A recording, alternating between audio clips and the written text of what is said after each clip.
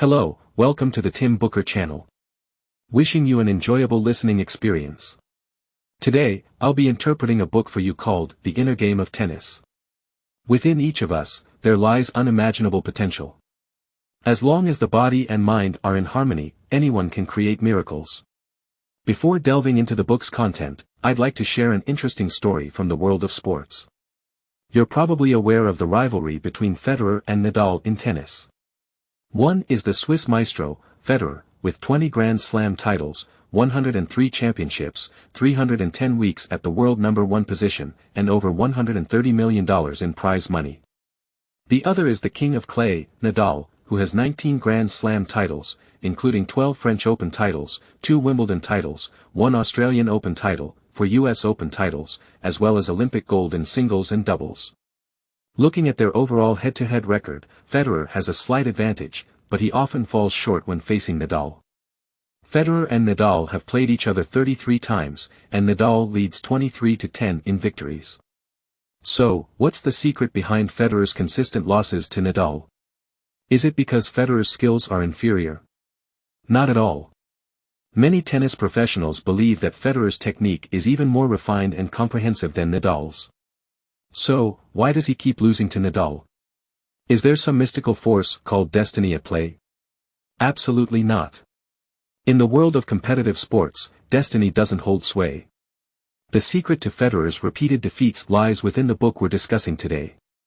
The author of this book is a renowned figure in the world of sports, Timothy Gallwey. He's not only a prominent tennis coach but also a leading figure in sports psychology.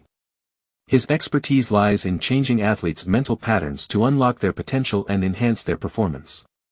After achieving success in tennis coaching, Gallwey applied his principles to areas like business management and life planning, serving major companies like Coca-Cola and IBM as a coach for their employees. This power of uniting the mind and body, developed through years of coaching practice and insights, has been instrumental in many people's lives and careers. In this book, he reveals the secrets of unlocking one's potential in 3 key aspects and teaches readers how to harness the power of mind-body unity to create miracles. The first aspect is discovering the 2 selves within your body. Our mental world consists of 2 parts, the sensory and the rational. Sensory represents your instinctual reactions, while the rational represents your logical thinking. These 2 different mental cores form various patterns of behavior. Some people have a dominant sensory side, leading to impulsive behavior, mood swings, and emotional instability. Others are more rational, appearing detached and aloof. These attributes are inherent in everyone, but most people learn to balance them through education and life experiences, leading to organized and controlled lives. However, in sports, an imbalance between rational and sensory aspects can lead to severe consequences, especially in high-pressure situations. Doubt or impulsive actions can cost you a point, a game, or even an entire match. You might argue that athletes, being professionals, are better equipped to manage their emotions and avoid such errors. However, this is a misconception, and psychological factors affecting performance are prevalent in sports. Until Gallwey and his book, there were limited effective methods to address this issue. This is where The Inner Game of Tennis proves its worth. Gallwey suggests that to tackle these psychological barriers affecting performance, one must first clearly identify the 2 selves. These 2 selves are what we previously referred to as rational and sensory. In the context of sports, their influence is more pronounced and their impact much greater. Gallwey labels them Self 1 and Self 2. Self 1 is synonymous with our rational self. It initiates and directs our actions and acts as an observer, constantly offering critiques and undermining our confidence. For example, if you accidentally hit a shot wide, Self 1 might incessantly berate you with thoughts like, "Why didn't you train better? You missed again."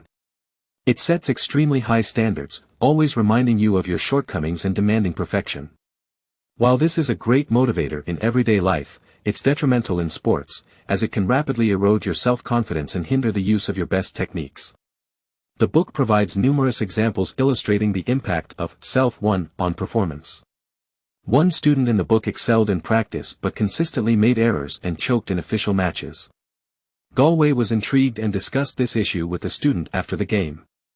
The student explained that during matches, when facing pressure or trailing, a different voice in his head criticized his flaws and mistakes. This voice made him constantly worry about the aspects he wasn't performing well in, leading to a loss of confidence. To avoid making the same mistakes, he kept trying different approaches, even those less familiar to him, rather than relying on his strengths.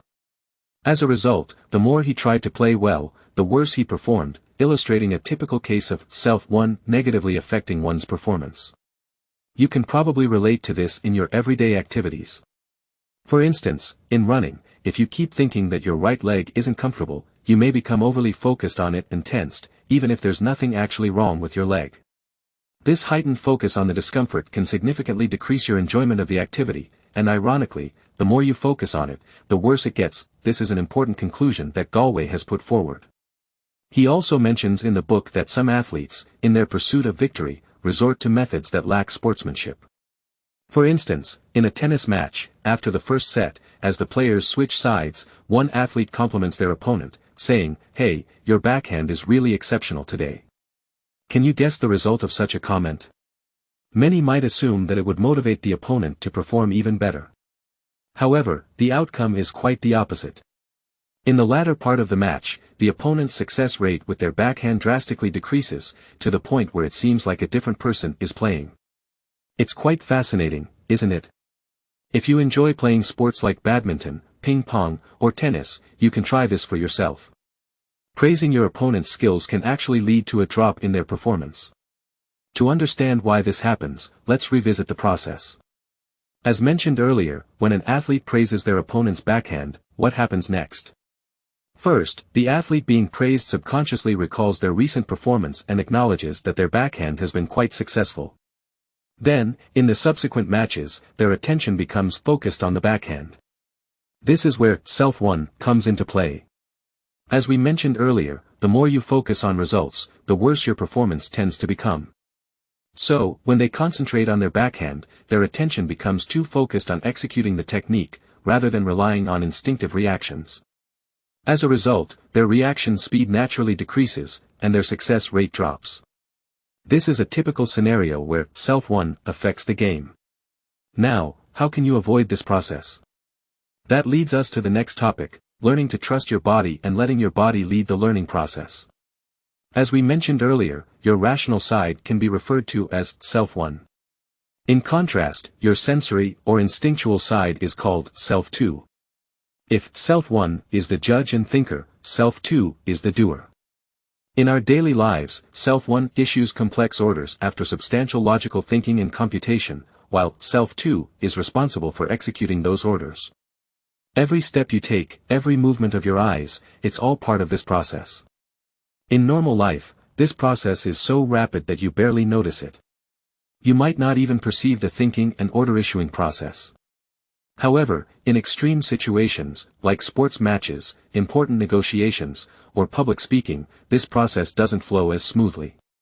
We often witness people forgetting lyrics during concerts, losing a point in sports matches, or neglecting crucial terms in negotiations. These are clear instances where self-one hasn't had enough time to complete the computation, resulting in a breakdown of self-two. According to the author, to improve this situation, you must have a thorough understanding of self-two and place maximum trust in it. Why is this the case? It's because we often overlook and even doubt the abilities of self-two. Many people tend to think of their bodies as uncontrollable wild beasts, which, without the coordination and control of self-one, could lead to uncontrollable outcomes. This idea has its merits, as actions and words without thinking often result in negative consequences. However, in some situations, these instinctive responses are indispensable qualities. For example, top-level athletes often make extraordinary, seemingly superhuman moves to save a game, and this can't be achieved by thinking. If they were to rely on self-one to think and decide their next move in such a split second, losing a point would likely be the outcome.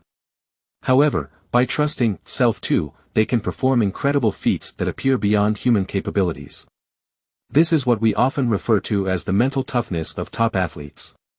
They frequently execute actions and reactions that seem beyond the reach of ordinary people, but it's not because their bodies are fundamentally different. It's simply that, in that moment, they've successfully tapped into the potential stored in their subconscious through years of training and thinking, and they put it to use when needed. So, how can you store these thoughts and responses in your subconscious? This is a key point that the author mentions, using self-to lead the learning process. Our body is a fascinating system. Think about when you were a baby, what allowed you to learn complex behaviors like walking, talking, and eating? You might say it's instinct, determined by DNA. But then, if genes determine your learning ability, why is the process of learning a second language so much less efficient than learning your native language when you grow up? Most of us learn our native language in just 3 or 4 years, but learning a second language consumes more time and effort with less satisfying results. After studying English for 3 years, for instance, only a handful can achieve fluent communication. Why is this? The reason is that the learning ability of self-to gradually gets replaced by self-one. Think about how you initially learned English. Did you memorize vocabulary, grammar, and then logically and thoughtfully piece together these scattered bits of knowledge? This is a typical approach of self-one, emphasizing rational thinking. Now, consider how you learned your native language as an infant. Did you memorize words and study grammar? I believe nobody did that. At that time, self-one hadn't fully developed, and complex logical thinking wasn't possible.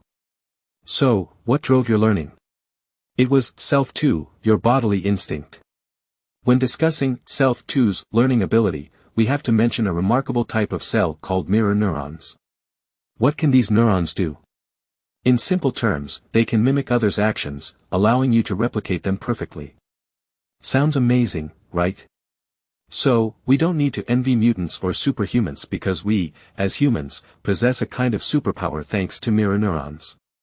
Virtually all learning behaviors become simple due to the existence of mirror neurons. For instance, someone with no sense of rhythm or knowledge of sheet music can sing along with others without special learning. Mirror neurons can autonomously manage the entire process. Learning a language or how to walk as an infant follows the same pattern. Parents don't have to teach you complex grammar and vocabulary. You simply learn a language through imitation, and you don't need to know the precise angles and distances for each step when learning to walk. You pick it up naturally by observing your parents. This is the role that mirror neurons play in the learning process. So why does the learning process become less effortless as we grow older? It's because self-one becomes too dominant. We'd rather believe in empirical theories and logical thinking and are less inclined to trust the instinctual learning of self-to. The author provides an example in the book. He mentions many novice tennis players who thoroughly study textbooks and become well-versed in various tennis techniques. They memorize everything, from the grip of the racket to the angle of serving to footwork. Yet, when they step onto the court, they falter. They can't even play at the level of an average child, let alone execute the techniques described in the textbooks.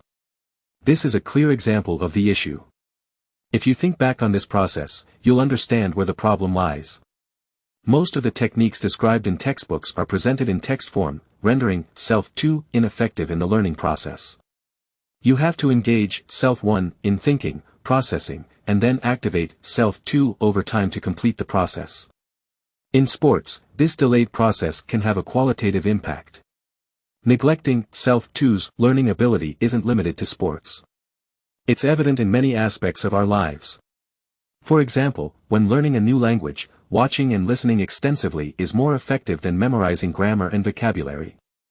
In learning dance or martial arts, no matter how well-versed you are in technical terms, having a skilled teacher demonstrate is far more effective in awakening self-to's learning ability.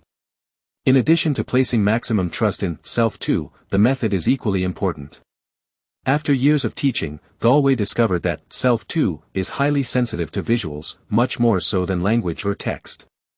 For instance, if you need to correct a tennis player's faulty movement and describe to them that their shoulder is 3 inches too high and their footwork is off by 10 centimeters, this won't be effective and will likely leave them confused. However, if you demonstrate the correct movement, they'll instantly understand their mistake and correct it. Self-to's learning ability is impressive, and we often underestimate it. The author hopes that everyone can awaken it, revealing that the potential stored in our bodies is far greater than we imagine, realizing the limitations of self-one. After awakening the power of self-to, the next step is to unify both. The author refers to this as achieving mind-body integration, a concept that also corresponds to unity of heaven and man in Chinese culture. So, let's explore how to attain this state of mind-body integration.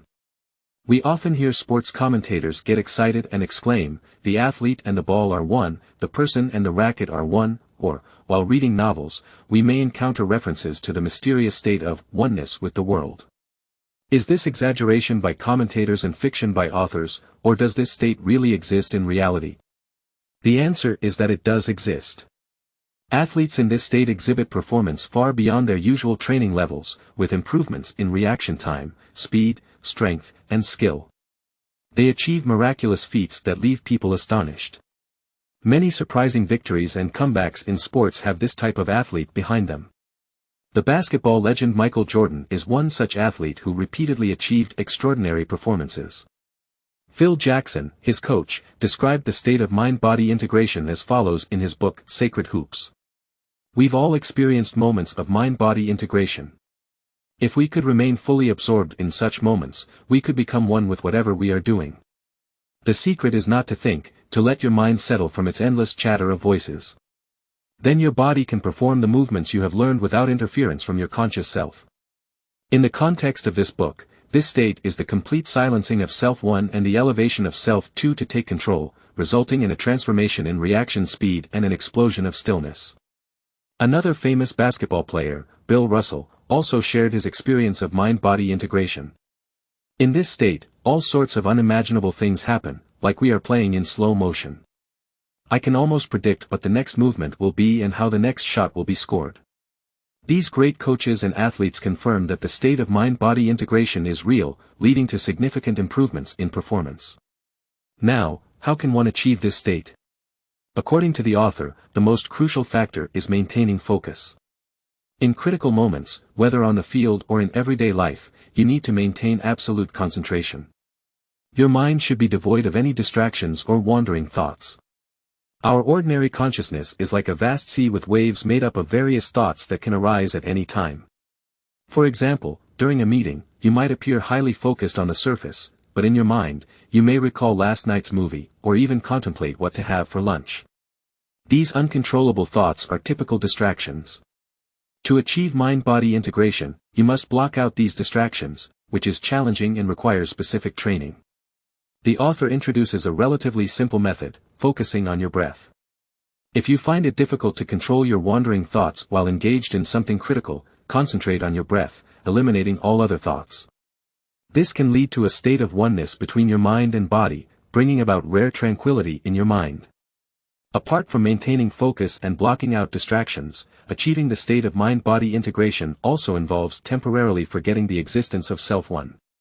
As mentioned earlier, Self-1 typically adopts the role of a judge and evaluates every decision and action you make. This behavior may not seem significant in daily life, but during a competition, it becomes crucial. For instance, after hitting a ball out of bounds, Self-1 immediately begins judging the action, labeling it as a terrible shot that will seriously affect the score and might lead to defeat. Losing the game could negatively impact your ranking and, by extension, your future life and work. These judgments occur spontaneously, like fireworks suddenly igniting in your mind. You've merely made a mistake, but Self-1 has already considered the dire consequences for the next 10 years. These logical deductions are not worth pondering, but it's important to understand that during a competition, there's no room for analyzing this logic. The torrential flood of thoughts and negative energy in that moment can disrupt your performance. Many athletes, despite having excellent skills, often underperform in major competitions. The root cause can usually be traced back to Self-1's judgments, preventing them from delivering their best performance. Therefore, to achieve the state of mind-body integration, you must temporarily forget about Self-1, surrender control to Self-2, and focus solely on the present task, devoid of distractions and concerns about consequences and self-reflection. This state of mind-body integration has a profound impact not only in sports but also in daily life and work. It is akin to the concept of staying true to your original intentions. We hope that this insight can inspire you. That concludes our discussion of the book, The Miraculous Power of Mind-Body Integration. To recap the main points covered in this audio, we explored 1. Discovering the two selves within the body, Self-1 and Self-2, and the need to balance them for a better life. 2. Recognizing that every person is born with a natural learning ability driven by mirror neurons, which can be reawakened.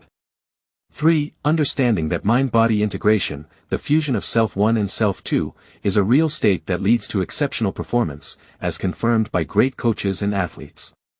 4. The essential elements to achieve this state, including maintaining intense focus, eliminating distractions, and temporarily forgetting the presence of Self-1. This book provides a guide to unlocking your hidden potential, making better decisions, and becoming stronger internally. If you seek to make decisions more decisively and drive your plans forward more rapidly, this book is likely to be of great assistance. Thank you for listening to the Tim Booker channel. Please subscribe to our channel, give it a thumbs up, and share this valuable knowledge with your friends. Together, let's combine wisdom with action to achieve our financial goals and create a better future. Thank you, and goodbye.